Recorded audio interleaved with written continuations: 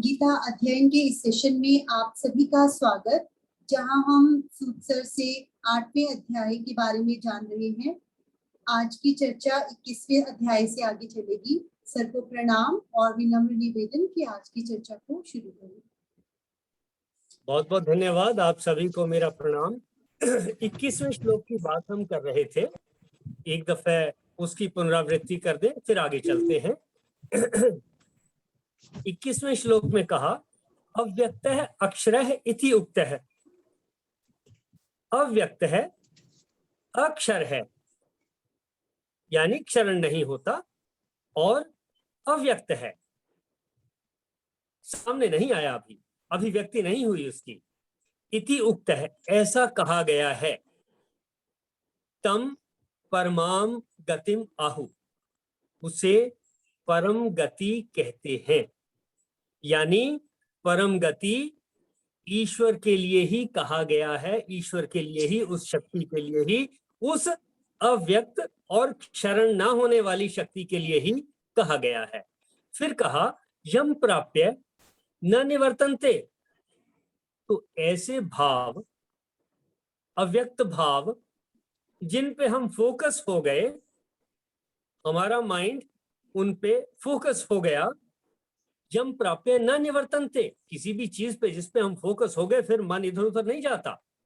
जब ऐसी अवस्था में आ गए, वो कोई साइंटिफिक काम हो सकता है, भक्ति का काम हो सकता है, अध्ययन का काम हो सकता है, अध्यापन का काम हो सकता है, मेडिसिन का काम हो सकता है, रिसर्च वर्क हो सकता है, कुछ भी हो सकता है। यम प्राप्य न निवर्तन्ते, कि उसी में लीन हो गए, खो गए। फिर कहा तत् यानी वह, मम परमम धाम, मेरा परम धाम है, यानी अल्टीमेट मेरे रहने की वो जगह है, मैं वहीं मिलूंगा। तो दूसरे के भावों में, उन भावों में जिन पर कोई भी फोकस्ड है, उन भावों में ईश्वर का परम धाम है, ईश्वर वहीं मिलेंगे। तो हम समझते आए हैं ईशावास्यम इदम सर्वम, और फिर कहा कि ईश्वर सबके अंदर भी हैं, बाहर भी हैं, हम उसमें लिपटे हुए हैं। और यहां इस श्लोक में कह दिया कि उनका धाम कहाँ है, उनसे मिलना हो, बातचीत करना हो, करनी हो, कहाँ मिलेंगे? भावों में मिलेंगे। किसी भी फोकस्ड काम की डिस्कशन है, चर्चा है, उसी में ईश्वर की शक्ति है, वही ईश्वर का धाम है। और जहां जिस काम के लिए ईश्वर का धाम है, यानी जिस काम पर आप फोकस हैं, ईश्वर की शक्ति वहां है, ईश्वर वहां निवास करते हैं, वो ईश्वर का धाम है, वहीं पे ईश्वर मिलेंगे, ईश्वर की शक्ति है, वो काम होके रहेगा। ये डिस्कशन कल हमने की।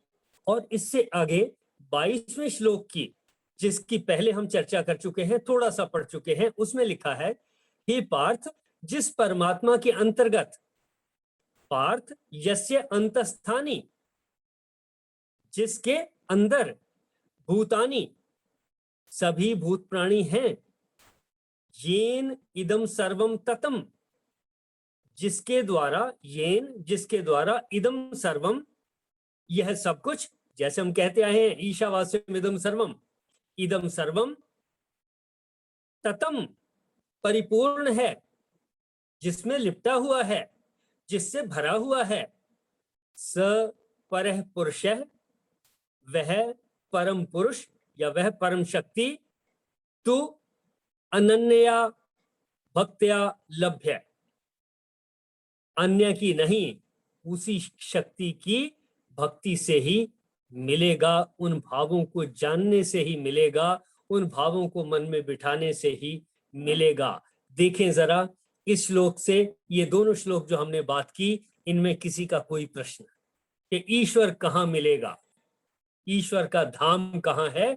और लिखा अनन्य भक्ति से मिलेगा, यानी कि उससे बातचीत कैसे हो सकती है, उससे मुलाकात कैसे हो सकती है, इसकी बात इस श्लोक में कही गई। पहले में था उसका परम धाम क्या है, भाव है, अव्यक्त भाव है, जिन पे हम फोकस हैं या कोई भी फोकस है, वो भाव है, उनमें ईश्वर की शक्ति निवास करती है, ईश्वर का वहां पर परम धाम है, वह ईश्वर का परम धाम है। और यहाँ कहा कि वह शक्ति तो अनन्या अनन्यया अन्यया यानी दूसरा, अन्य दूसरा कोई नहीं, उसी अव्यक्त शक्ति की बात हो रही है, उसी की भक्त्या लभ्य है, भक्ति से मिलेगा। देखें जरा, इनमें दोनों बातें हमारी माइंड में समझ में आ जानी चाहिए कि उसका, उस शक्ति का परम धाम कहाँ है और वो कैसे मिलेगा। ये दो बातें इन दोनों श्लोकों में कही गई हैं। इससे रिलेटेड संबंधित किसी का कोई प्रश्न या सुझाव या आप अपनी ओर से कुछ कहना चाहें?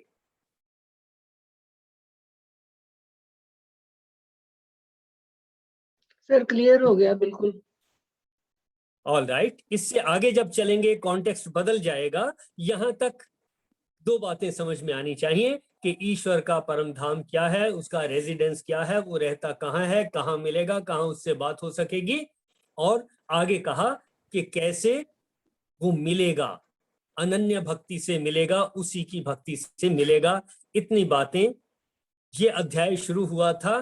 किम तद ब्रह्म, वह ब्रह्म क्या है, ब्रह्म के बारे में बता दिया, वह अव्यक्त है, उसका दिन कितना है, उसकी रात्रि कितनी है, लंबी ड्यूरेशन है। उसके बाद कहा कि उस अव्यक्त से भी परे एक और अव्यक्त है जिसकी यहाँ अभी चर्चा हो रही है कि वह अव्यक्त और अक्षर कहाँ रहता है, कहाँ परम धाम है, भावों में उसका परम धाम है, फोकस्ड भावों में उसका परम धाम है। जब फोकस्ड चीज में चले गए वहां से फिर मन इधर उधर नहीं जाता, वापस नहीं आता।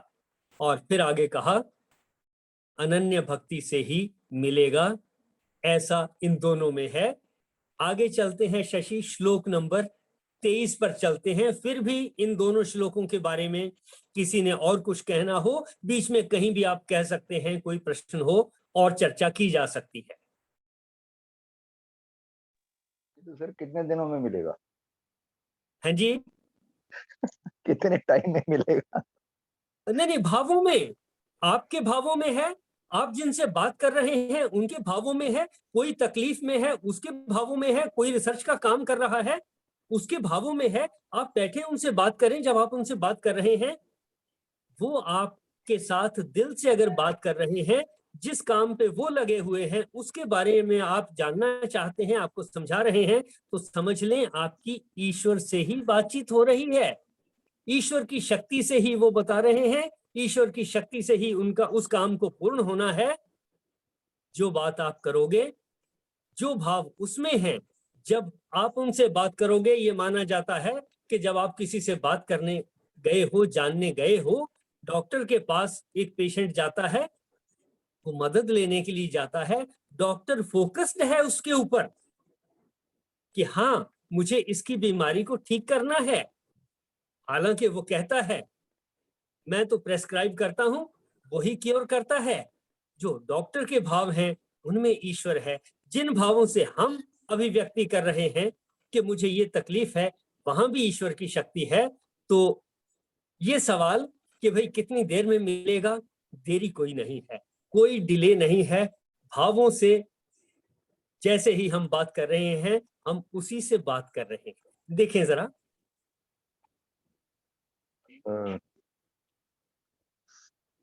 नहीं तो उसमें भाव अगर गलत आ जाए तो? भाव गलत हो ठीक हो, अगर फोकस्ड है, महाभारत का युद्ध अगर फोकस्ड है, अगर अर्जुन के मन में भाव आ गया कि भाई मुझे लड़ाई नहीं लड़नी, तो वो विषाद भी ईश्वर की शक्ति से आ रहा है। और जिस शक्ति से कृष्ण जी ने मोटिवेट कर दिया, कंसंट्रेट होकर, उससे डेविएट नहीं हुए इधर उधर, लगातार कंसंट्रेट कर रहे हैं, वो भी उसी ईश्वर की शक्ति से आ रहा है।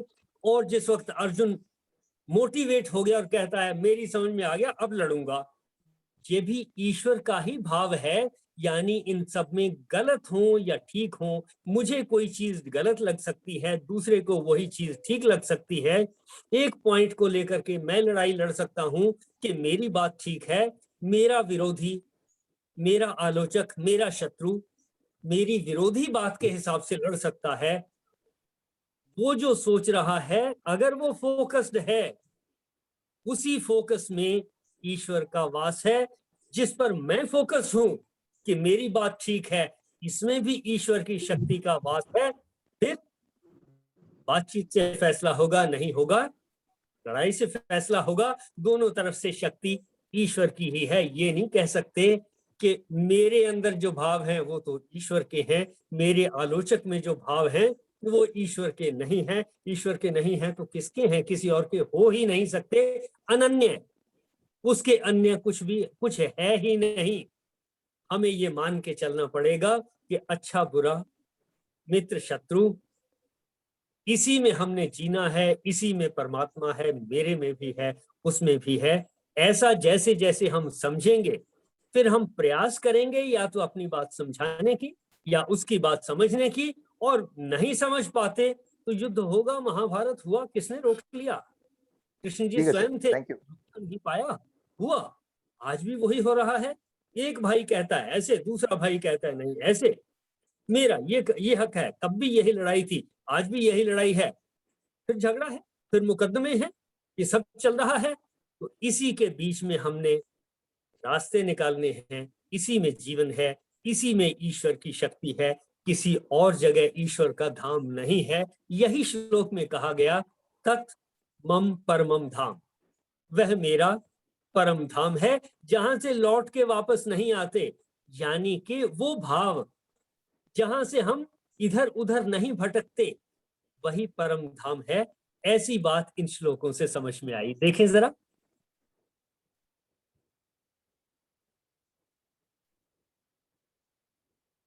समझने में देर लग सकती है, कोई बात नहीं। ऐसे ऐसे हाँ जी, ऐसे में तो फिर बहस की ना जाए सर, कि मतलब अगला ही ठीक है। फिर हम तो फिर लौट के आए जरा। कर्मण्येव अधिकारस्ते मां फलेषु कदाचन, फल पे नहीं है। और आगे कहा, मां कर्म फल हेतुर्भु, कर्म के फल का हेतु मत बन। ये मत सोच लेना कि मेरी वजह से ही काम हो रहे हैं, अदरवाइज होंगे नहीं। मां यानी नहीं, कर्म फल का हेतु भू, कर्म के फल का हेतु मत बनो। ये मत कहो कि मैंने करवा दिया, नहीं तो कैसे हो जाता, हो ही नहीं सकता था। और इसके साथ ही कहा, मां कर्म फल हेतु भू के बाद कहा, मां यानी नहीं, ते तुम्हारी संगे अटैचमेंट में, अस्तु अकर्मणी, काम ना करने में भी अटैचमेंट नहीं। ये कर्मयोग है। तो कर्मयोग के साथ जब जाएंगे, फिर जो बात आपने कही, हमें कर्म करना ही पड़ेगा, चुप रहने से काम नहीं चलेगा। चर्चा भी करें, अपनी बात भी कहें, और अगर पता लग जाए कि उसका लॉजिक मेरी समझ में नहीं आ रहा, मेरा लॉजिक उसकी समझ में नहीं आ रहा, जब ये डेडलॉक आ गया, फिर महाभारत के अलावा, युद्ध के अलावा, लड़ाई के अलावा कोई चारा नहीं है। ये हुआ तब भी हुआ, अब भी ऐसा ही होगा। देखें, ठीक है सर, थैंक यू। ऑलराइट। फिर भी और भी कोई बात हो, मैंने अपनी बात कही, आपने अपनी बात कही, यहाँ चर्चा समाप्त नहीं हो जाती। और सोचें, मनन करें। आपने अपने आप को एक्सप्रेस किया, मैंने एक्सप्रेस किया, और भी सभी मेंबर एक्सप्रेस कर सकते हैं। हम और प्रयास करेंगे और जानने का कि कैसे वो ईश्वर हमारी समझ में आ जाए, हमारी पकड़ में आ जाए। उस शक्ति को कैसे हम विकास के लिए इस्तेमाल करें, विनाश की बजाय विनाश से बचें और विकास के लिए इस्तेमाल करें। विकास भी उसी से होता है, विनाश भी उसी से होता है। शक्तियां दोनों में एक ही हैं, ईश्वर की ही शक्ति है। विकास में एक का फोकस है, उसमें परम धाम है ईश्वर की शक्ति का, वहां रहती है। और विनाश में किसी दूसरे का फोकस है, उसमें भी भाव में ही ईश्वर की शक्ति है, भाव में ही ईश्वर रहता है, वही उसका धाम है। ऐसा इन श्लोकों से हमें समझ में आया। और 22वें श्लोक में समझ में आया, अनन्य भक्ति यानी उस अव्यक्त की ही, इन भावों की ही, ये जो फोकस्ड काम जितने भी हो रहे हैं, इन सब की ही भक्ति, इनको समझना, ठीक मानना, बस इसी से हम उससे बातचीत कर सकते हैं। तब हम उसके धाम में पहुंच गए, उसके घर में पहुंच गए और उससे बातचीत हो सकती है। चलिए आगे चलें, देखें किसी और ने कुछ कहना है। नहीं, ये फोकस को थोड़ा भूषण जी, एलोबरेट करें सर। फोकस भूषण जी क्या? बात तो ठीक ही कह रहे हैं ना, शब्द कि वो ये शब्द बात है focus ना कि अगर आपने जो कहा कि लॉजिक नहीं एक दूसरे का समझ में आता, पर फिर आपने शुरू में ये भी समझाया था कि हमने जहाँ रिलेशनशिप्स के अंदर हमने प्रायोरिटी रिलेशनशिप्स को देनी है, वहां तो फिर हमें कॉम्प्रोमाइज करने ही पड़ते हैं ना, चाहे गलत भी हो तो। मैं आपसे सहमत हूं कि अगर कंप्रोमाइज करके मैं कुछ छोड़ दूं जिसकी बहुत बड़ी वैल्यू नहीं है, जिससे कोई बहुत बड़ा नुकसान होने वाला नहीं है, उस चीज को छोड़ देने से अगर मुझे समझ में आ गया कि रिलेशन बने रह जाएंगे, बात खत्म हो गई, कोई दिक्कत नहीं है इसमें। ऐसा नहीं कि छोटी छोटी 2 रुपए की बात है और 2 लाख का नुकसान कर दिया। 200 रुपए की बात थी, किसी की जान चली गई, करोड़ों की जान चली गई, अरबों की जान चली गई। इससे हमने बचना है कि थोड़ी कीमत में अगर दूसरा खुश हो जाता है, कोई हर्जा नहीं है। ये भी समझ लेने की बात है कि ईश्वर की वो मर्जी है, तो ये बहुत मामूली कीमत है, कोई फर्क नहीं पड़ता। जरा यही, फोकस्ड को एलोबरेट हाँ, एलोबरेट कर दो फोकस सर। को मैं फोकस कहता हूं, मतलब क्या?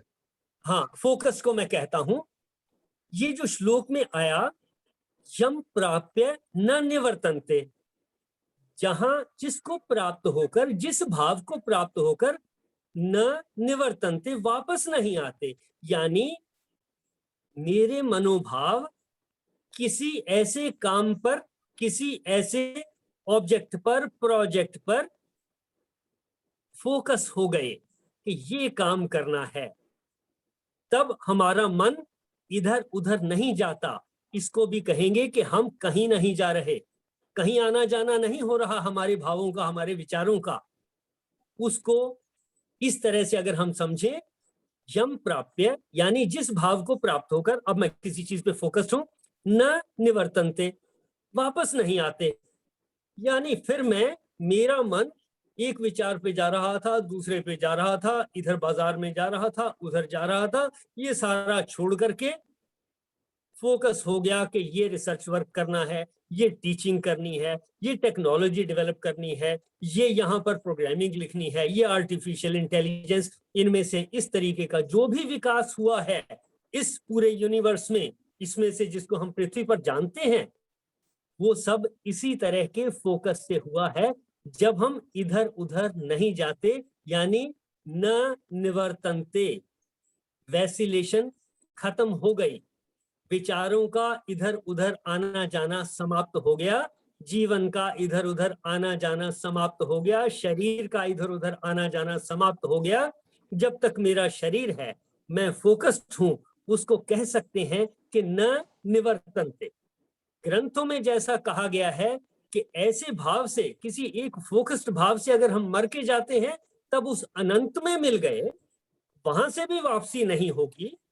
और अगर ऐसे फोकस्ड उसमें नहीं है, इच्छाएं अभी बाकी हैं, तो लौट के वापस भी आएंगे।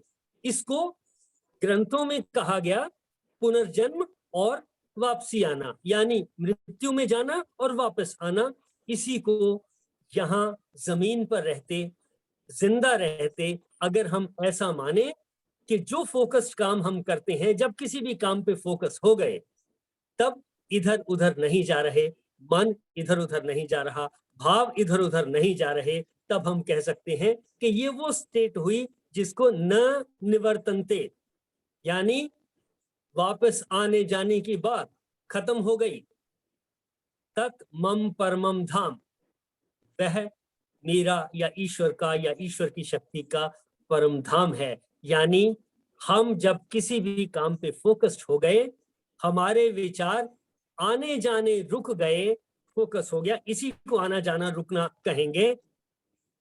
तत् मम परमम धाम, ऐसी स्थिति, ऐसी मनोस्थिति, यानी जब फोकस है माइंड हमारा, वह ईश्वर का परम धाम है, ईश्वर की शक्ति के रहने की वो जगह है। वहां उससे मिल सकते हैं, वहां उससे बातचीत हो सकती है, ऐसा मेरी समझ में आया। देखें जरा, ये फोकस की बात आपने कही थी, कहां तक मैं एक्सप्लेन कर पाया?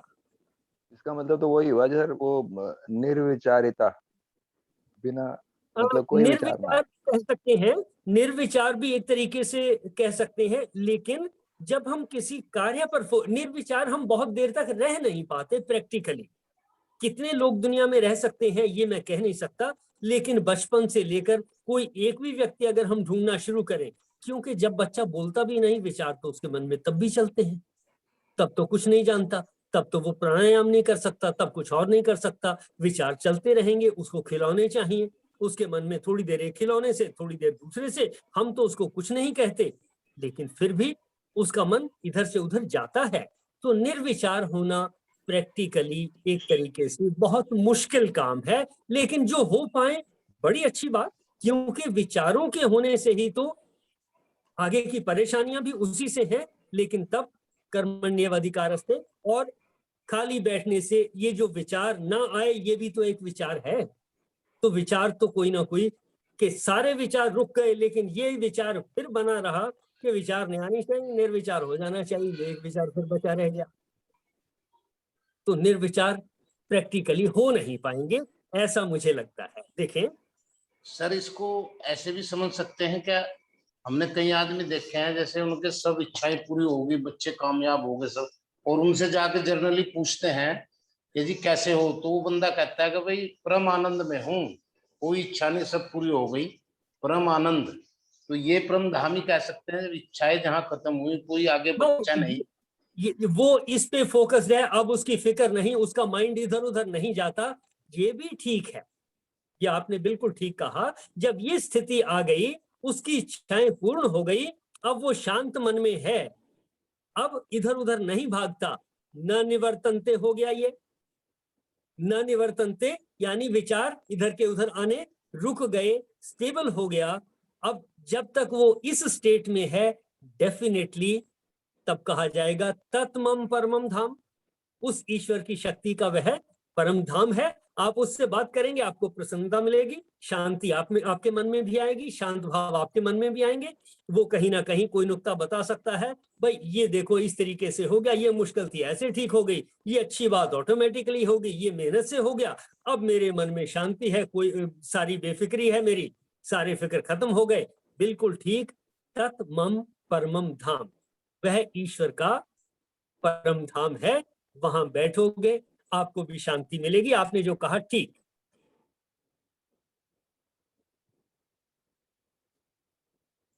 कल ही चलेंगे अगली चर्चा पर, मेरे ख्याल से पढ़ना चाहेंगे, हाँ जी। अगला श्लोक पढ़ूं या कल चलेंगे? अगले श्लोक को पढ़ देते हैं, उसकी इंट्रोडक्शन करके फिर क्लोज करेंगे, क्योंकि वहां कॉन्टेक्स्ट चेंज हो जाएगा। ये 22 और 23वें श्लोक की बात हो गई कि जिसमें कि कहाँ मिलेंगे, ये 22वें में हो गया, और 23वें में हो गया अनन्य भक्ति से ही वो स्टेट मिलती है। जैसा अभी ये बता रहे थे, त्यागी जी बता रहे थे, जैसे इस तरीके की, यानी अनन्य भक्ति की स्टेट में आ गए, अब आनंद है। तो ये 22 और श्लोक नंबर 23 की बात हुई। श्लोक नंबर 23 में चलते हैं। अब 21 और 22 की बात हो गई, श्लोक नंबर 23 को पढ़ते हैं। शशि पढ़े जरा। शशि दीदी आज रास्ते में हाँ। है, मैं पढ़ देती हूँ सर। आप पढ़ दीजिए। यत्र काले त्वनावृत्ति मावृत्तिं चैव योगिनः प्रयाता यान्ति तं कालं वक्ष्यामि भरतर्षभ। हे भरत श्रेष्ठ, अब मैं तुम्हें उन विभिन्न कालों को बताऊंगा जिनमें इस संसार से प्रयाण करने के बाद योगी पुनः आता है अथवा नहीं आता है। देखें, अब ये कॉन्टेक्स्ट चेंज हो गया। कृष्ण जी कहते हैं, अब मैं बताऊंगा कि किस समय में आप शरीर छोड़ोगे तब वापस लौट के आओगे, पुनर्जन्म होगा, और किस समय में आप शरीर छोड़ोगे तो पुनर्जन्म नहीं होगा। इन दोनों के समय के बारे में बताएंगे, इसकी डिस्कशन कल करेंगे। लेकिन इससे अगले 2 श्लोक और पढ़ेंगे ऐसे ही संक्षेप में, फिर मैं 2-4 प्रश्न आपको बता दूंगा जिन पे मनन की जरूरत है। अगला श्लोक पढ़ें जरा। अग्निर्ज्योतिरः शुक्लः षण्मासा उत्तरायणं तत्र प्रयाता गच्छन्ति ब्रह्म ब्रह्मविदो जनाः। ये केक है। इंदिरा जी प्लीज म्यूट कर लें। जो पर ब्रह्म के ज्ञाता है वे अग्निदेव के प्रभाव में, प्रकाश में, दिन के शुभ क्षण में, शुक्ल पक्ष में या जब सूर्य उत्तरायण में रहता है, उन 6 मासों में इस संसार से शरीर त्याग करने पर उस पर ब्रह्म को प्राप्त करते हैं। देखिए इसमें बात की गई अग्नि, 1 मिनट रुके, अग्नि है, ज्योति है, दिन है, शुक्ल पक्ष है और उत्तरायण के 6 महीने। ऐसा कहा कि इनमें जाने वाला वापस नहीं आता। और अगला श्लोक भी पढ़ दें जरा।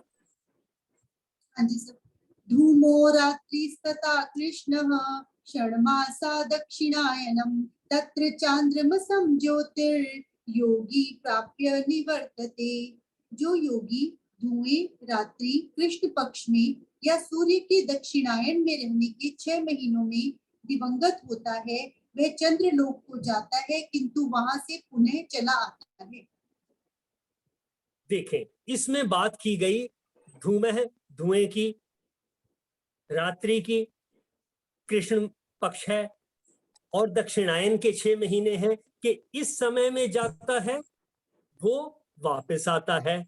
अब यहाँ पे ये प्रश्न है, जरा सोचने की बात है, इसके ऊपर बाकी चर्चा कल करेंगे कि इन दोनों श्लोकों में कहा, अगर मैं ये कहूं कि उत्तरायण के 6 महीने कौन से हैं और दक्षिणायन के कौन से हैं, जिसमें दिन बड़े होते चले जाते हैं, वो 6 महीने यानी कि 22 या 23 दिसंबर से लेकर के 21 जून तक या 22 जून तक का समय, इसमें दिन बढ़ते चले जाते हैं, इसको उत्तरायण कहा गया है। उत्तरायण के 6 महीने हैं और फिर 22 या 23 जून से लेकर के 21 या 22 दिसंबर तक का जो 6 महीने का समय है, इसको दक्षिणायन कहते हैं। मान लीजिए उत्तरायण में गया हुआ तो लौट के नहीं आता, दक्षिणायन में मरा हुआ लौट के आता है। अगर ऐसी बात है तो शुक्ल पक्ष और कृष्ण पक्ष कहने की क्या जरूरत। अब इससे पहले आते हैं शुक्ल पक्ष और कृष्ण पक्ष में। शुक्ल पक्ष और कृष्ण पक्ष हर महीने में 2 आ जाते हैं, यानी एक शुक्ल पक्ष 28 दिन में 14 दिन का शुक्ल पक्ष और 14 दिन का कृष्ण पक्ष। जिन 14 दिनों में चंद्रमा का साइज बढ़ता है उसको शुक्ल पक्ष कहा और जिसमें चंद्रमा का साइज घटता है उसको कृष्ण पक्ष कहा। अगर शुक्ल पक्ष में मरने वाले लौट के नहीं आते और कृष्ण पक्ष में मरने वाले लौट के आते हैं, तो यही कार्रवाई अगर उत्तरायण में हो रही है तब क्या होगा, दक्षिणायन में हो रही है तब क्या होगा।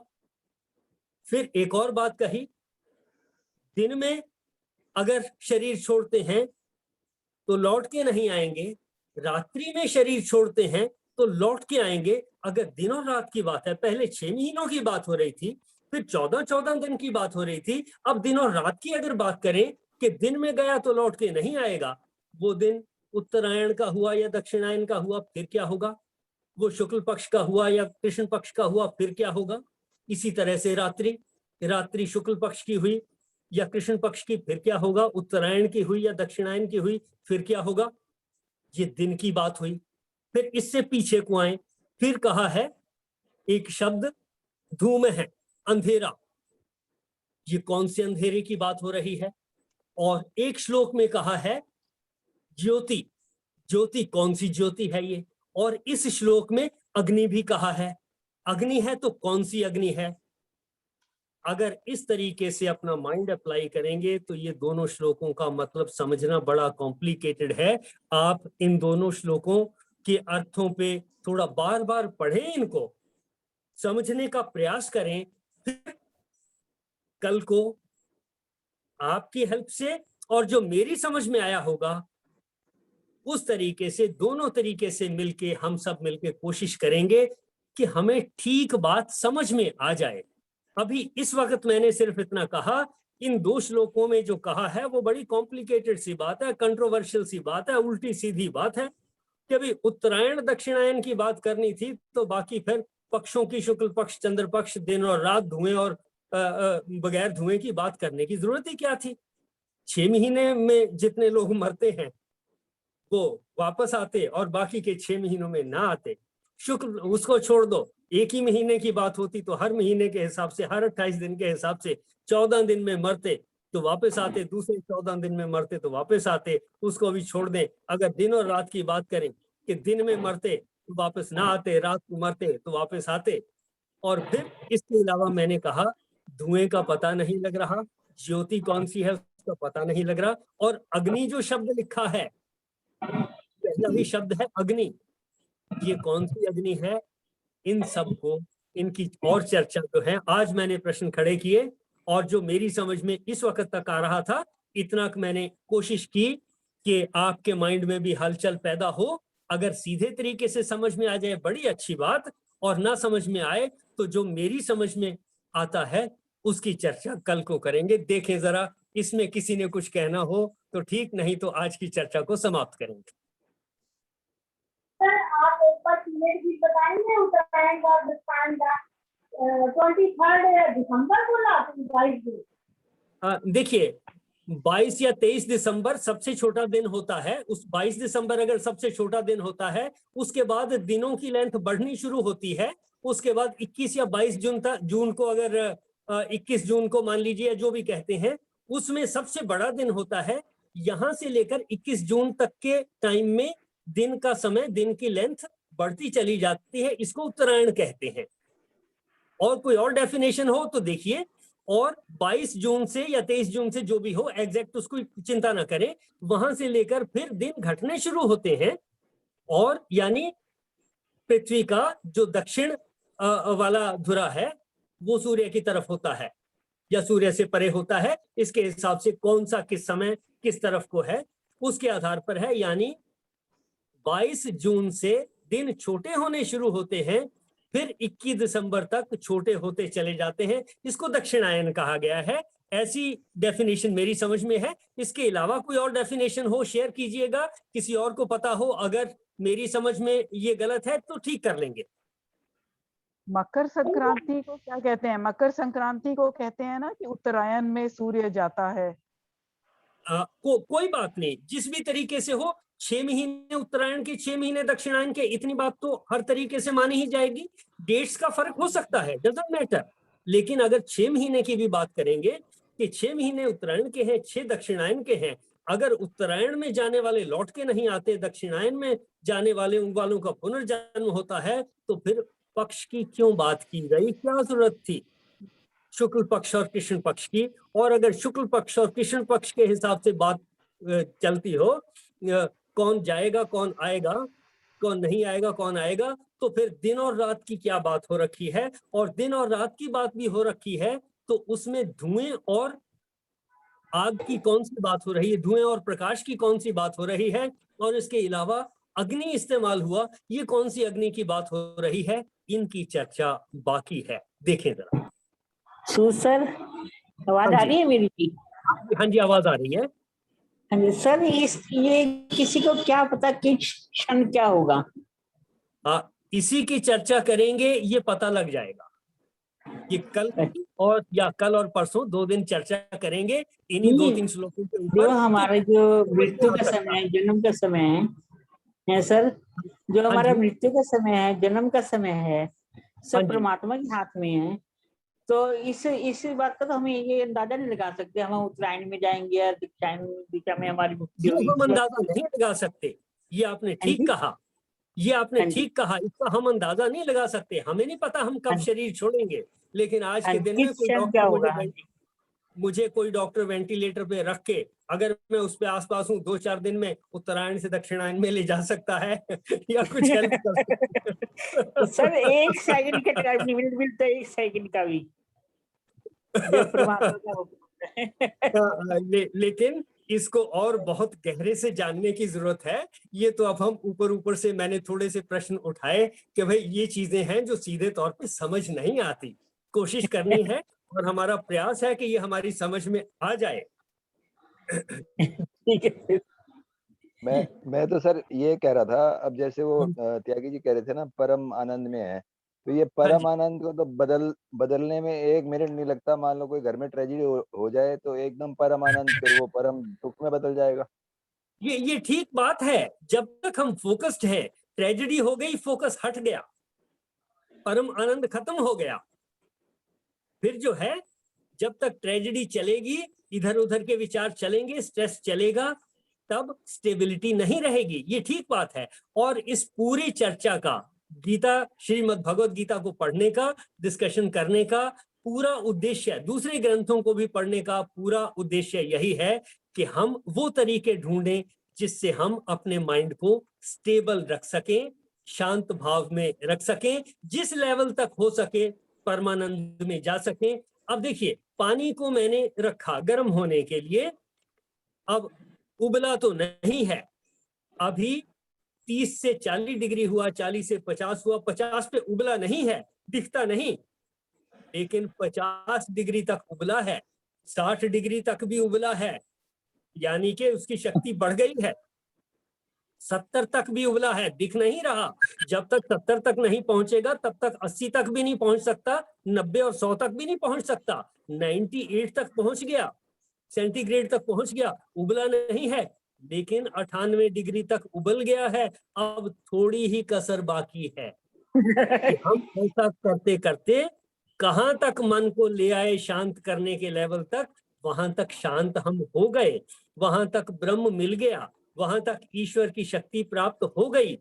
2 डिग्री बाकी बचे होंगे, कोई बात नहीं, जहां तक पहुंचे वहां तक अच्छा।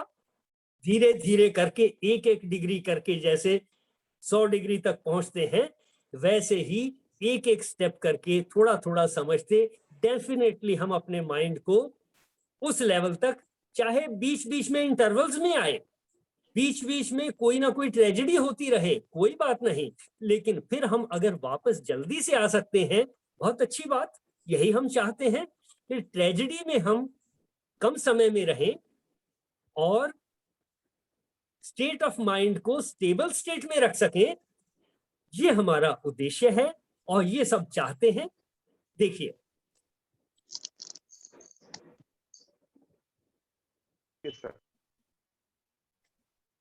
हाँ जी, शनै कंथा शनै पंथा शनै पर्वत मस्तके। ये ठीक ठीक, धीरे धीरे, ये सब हमारा प्रयास धीरे धीरे है। मेरा ख्याल है आज की चर्चा को रोकते हैं, कल इस पे और काफी चर्चा करेंगे। आज संपूर्णता की ओर बढ़ते हैं। सर्वे भवन्तु सुखिनः, सर्वे सन्तु निरामया, सर्वे भद्राणि पश्यन्तु, मा कश्चित् दुःखभाग् भवेत्। गौ माता की परम कृपा से सुख समृद्धि का बसेरा, गौधन से दुख दरिद्र भागी, सब ग्रंथों का सार घनेरा। बोल गौ माता की जय। हरिओम तत्सत, हरिओम तत्सत, हरिओम तत्सत। आप सभी के सहयोग के लिए धन्यवाद। बहुत सार्थक रही आज की चर्चा। इस पूरे सहयोग के लिए आप सबका धन्यवाद और मेरी ओर से आप सबको प्रणाम। सभी को प्रणाम। और आज का हास्य योग वीरेंद्र जी करवाएंगे। अच्छा जी, अच्छा जी। तो ऐसा है जी कि ये चल रही थी कि भाई शरीर को त्यागेंगे उत्तरायण में, दक्षिणायन में, ये चर्चा चल रही थी। तो मेरे एक दोस्त जो है वो कहने लगे, भाई मेरे पास तो तरीका बहुत बढ़िया है। भाई जब मुझे जो है यमराज जो है लेने आएंगे, यमदूत आएंगे, यमराज भेजेंगे यमदूत मेरे को ले जाने के लिए, कहता मैं तो उनको चुटकुले सुनाने शुरू कर दूंगा।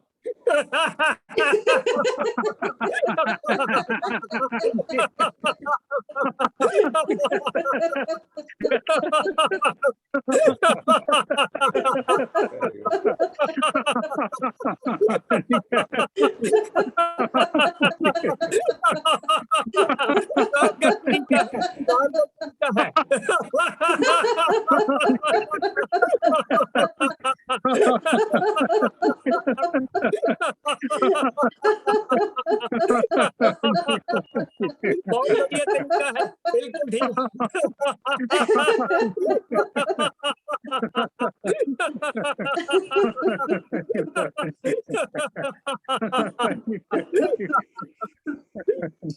भावार्थ ये है कि केवल गीता को ही नहीं, चुटकुलों को भी बाद में बताए जाने वाले ध्यान से सुने और सोच के रखें कि कौन कौन से चुटकुले सुनाने हैं उस समय।